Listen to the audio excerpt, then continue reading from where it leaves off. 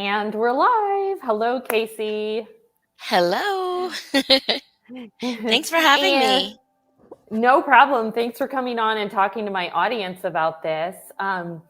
Tell us a little about yourself. Okay, so I'm a teacher. I've been a teacher for, I don't know, like 20 years or something when you add it all up between teaching English overseas and teaching in the classroom. Um, and I'm a YouTuber, and I don't know. I have a grandbaby now. That's super fun. So That's that's me. awesome. And I put your stuff in my description, although you have a bigger channel than me, so I assume a lot of them already know about you, but just in case they Thank don't. you. Thanks. Um, yeah, so let me tell my audience why I wanted to do this. So I was sitting at a soccer game and a friend of mine said, "Hey, I heard a friend of mine works at the DoD and they make great money." And she was telling me all about it. And I'm like, wait, what? I didn't even know this was an option because I automatically assumed that the military school was part of the county that it was in, which is actually the county that I work for. I didn't realize they were a totally separate thing. And they pay really well. And they do offer provisional licenses. So I Yeah. totally could have done this. Um, so my friend, hi, Rebecca.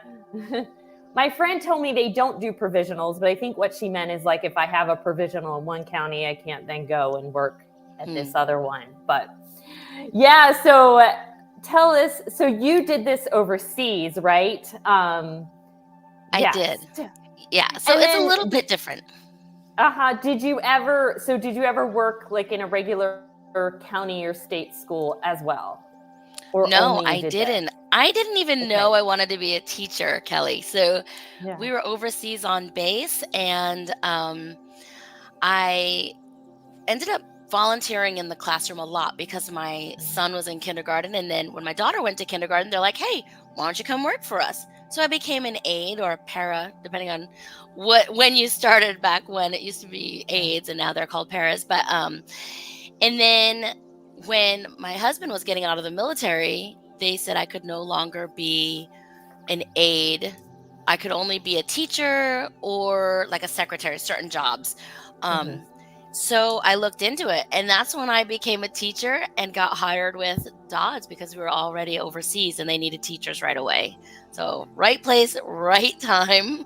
There were a lot of videos of people Yeah. like, hey, I teach in Japan, I teach in Germany, I teach here. But there wasn't a lot of information about what if you live in the United States right near a military base. So Right. I thought, like me, I didn't even know this was an option. So maybe teachers watching didn't even know it was an option either. Right. So I thought I would bring it to them. So I have the states. So if you live in the USA, they have these schools in New York, Virginia, Kentucky, North Carolina, South Carolina, Georgia, and Alabama, and then the US territories of Puerto Rico and Guam. So, yes, and of course, and they have them all over military. Mhm. So the overseas portion started okay, so Dodds started at the beginning of 19th century when like everybody was moving west. Yeah. But then the overseas portions at the end of World War II is when it started Hmm. because there was more military bases everywhere. And then in the 60s and 70s, with everything that was going on in the world, they added more. And then Yeah. after the Cold War of the 80s and 90s, they added even more. So there's a lot of schools overseas. There's also some schools in the United States and US territories. So, Yeah. So some schools have closed throughout the years and some have opened. I think many of the first ones were all located in Germany, if I remember correctly.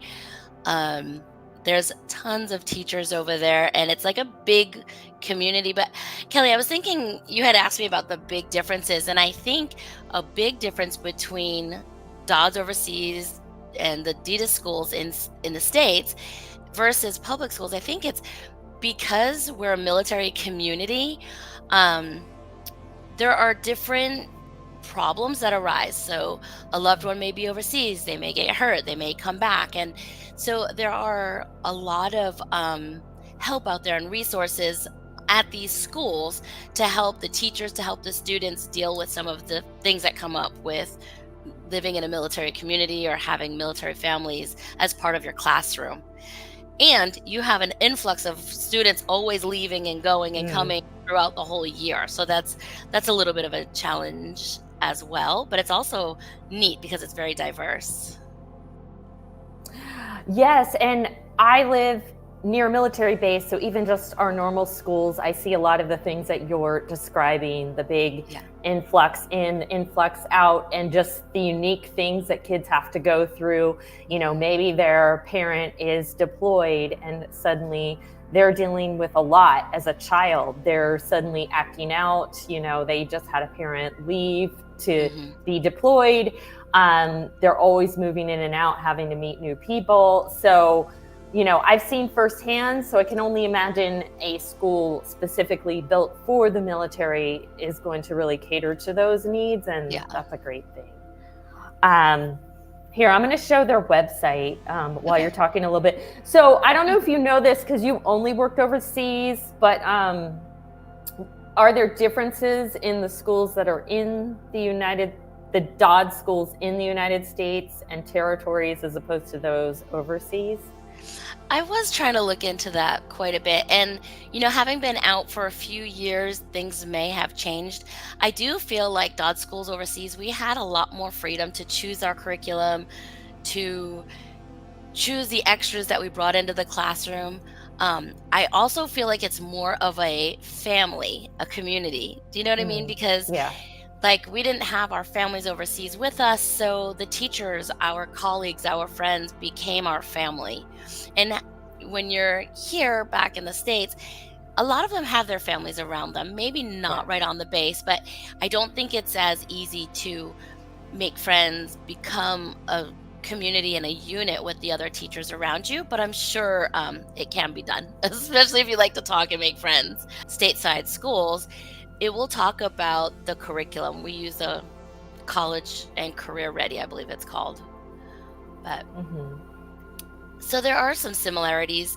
I was reading that a lot of the Dodds or DoDEA schools in states are more like techie than what we had in Dodds schools.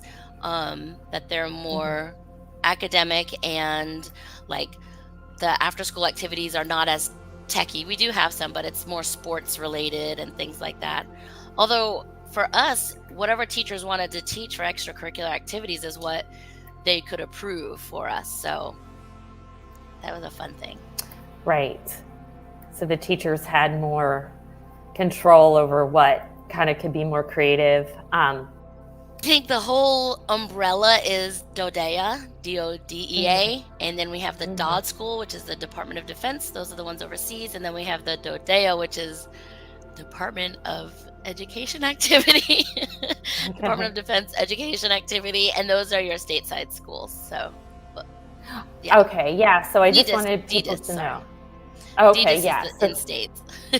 We have so many acronyms in the military, and it right. doesn't stop when you're working for them. So if you become a teacher with them, you're going to have a whole new list of acronyms to learn. Oh boy. And from what I saw, they pay really well. So I'm assuming, if you live near a military base, especially in one of those states that I said, New York, Virginia, Kentucky, North Carolina, South Carolina, Georgia, or Alabama, look and see if there's a school near you because they normally pay better than the different counties as well. So they take Yeah. care of their people. So look into that. Again, like me, you might have just assumed it was part of the county that it was in, but it's not. It's its own separate thing. I was looking also, like you said, the ones in the United States, they look like they did a lot more with technology and they had kind of innovative ways of doing things. I was looking at one video where I think even in the elementary level, they were like switching classes and they were doing more hands-on project-based learning and Hmm. like engineer career path types things. Um, did they do that where you went to school Yeah, and I think that taught? has a lot to do with the college and career ready Mhm. curriculum and things. I think I love project based and Yeah.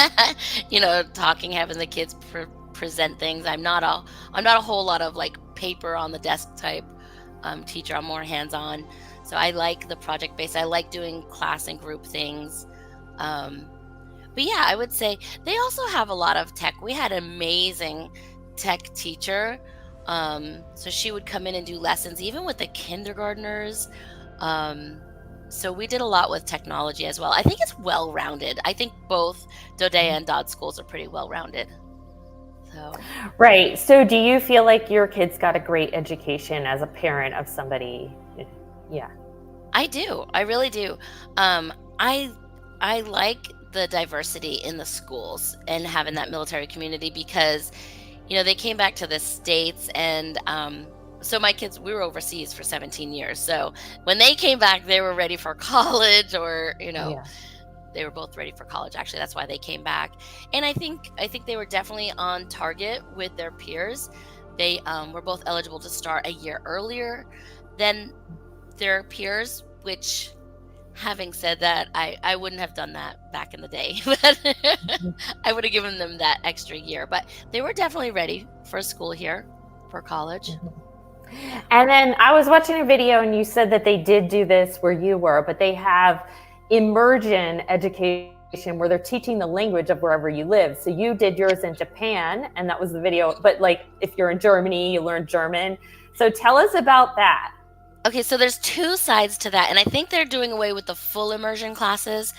But so I actually taught for Dodds in Japan and Germany, and we would have host nation classes. So every student in the school would go for a host nation class. So if we were in Japan, we had some Japanese classes. They would do it like it's music, PE, art, and host nation was one of them, and there's another one. But so they would go into these classes and have a Japanese lesson or have a German lesson, and it could be on the language, it could be on a tradition, it could be craft, anything. They would learn something. And then German immersion classes were actually where the students would have like a half a day of all of their lessons in German and some in English, and those were really neat. I actually worked in one of them for half a year. And all their math lessons and classes were all in German for a lot of the day, and it was really neat. Did your kids do that program? My kids did the host nation classes, but they did not do the immersion classes. I didn't realize how long we were going to stay overseas. Yeah. But I think it was a great idea because, we're speaking English at home. They're not going to lose any of it. They might as well learn, especially if you plan on being overseas for a while, it's a great thing. But I don't know if any schools are doing it still presently at this time. Okay, yes, the video I watched was a few years old and it was Japan, but yes, like you said, they were doing like math and all the major subjects in the other language. Right. I don't think, and now that we've been ESL teachers, we know and everything we've learned, like the importance of another language and how it actually can expand your brain. We did have a teacher come in and do Spanish with our students one year. So they had a Japanese host nation class and a Spanish, and she would come in and pretend she didn't know any English, and she was so good with the kindergartners. I just loved it. Oh, that's great. And that's the age where they can pick it up a lot faster too. So yeah. Love that idea. If you're a teacher, it's worth looking into these schools. The camaraderie is great. I feel like they treat us well. And I wouldn't be afraid to try Dodds schools overseas either. I mean, I'm a little biased because I loved it. You can put in worldwide, you can go to different countries, and when you're there, you travel. So all my friends are traveling like for Thanksgiving. Oh, we're just gonna go to Rome for the weekend or all of these different places. So I would say if you're a teacher, check it out. I mean, it's amazing and it's just great. And you can bring your kids with you as a teacher. So it is for military community, but we do have contractors that live there, that their kids go to these schools as well. So. Right. I mean, I would think also if you're kind of in a situation where you're a little more footloose and fancy free, like you just graduated college and you're not married and you don't have kids and settled down, it'd be just go to any of these countries. Like, yeah, I keep saying like, if my kids move out and if I outlive my husband, I'm just going to up and move to New Zealand or maybe one of Right? these like Dodds schools. Why not? I mean, this is a great opportunity.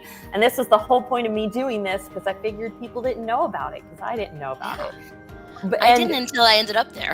right. And again, I mean, everybody complains about the teacher pay. They pay better. Like, I moved to another county because they pay better than the county where I live. And then I'm finding out about Dodds schools, which pay even more. So, Yeah. hey.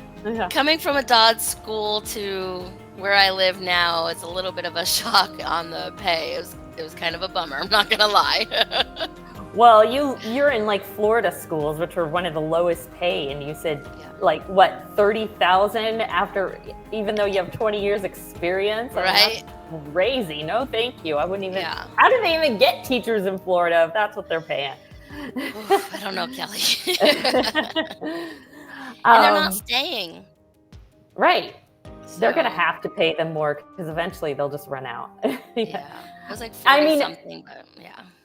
yeah, so like Dodd teachers, I was on their website, they're offering provisional licenses, emergency licenses. So if you have a bachelor's degree but you're not certified as a teacher, why not start at a Dodd school, start from the get-go where they're going to pay you more, and and they would help you get your licenses. So anyways, And substitute teaching, Kelly. oh, yes. Tell us about that. Well, you can substitute teach for these schools as well. And if I remember correctly, I was a sub too while I was getting my degree. And we were making really good money. And that's like 15 years ago. And subs were treated well and made good money as well. There you go. And then as a sub, you can also see, do I like this particular school I'm working in? And yeah, And so it's a foot in the door, which is really important with yes, Dodds and DoDEA schools yes. or DDESS schools. Uh-huh. Yeah. I mean, do they also offer preschool in Dodds, or is that not? We had Sure Start, Okay. which is So like a they Head do. Start Okay. program. Yeah, we had preschool.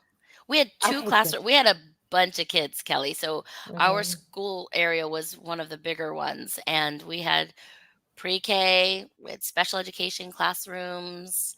It was a really big big community. Okay, because now I'm getting certified as a special education preschool teacher. So just wanted to know if, that's an option for me. So good to hear that it is.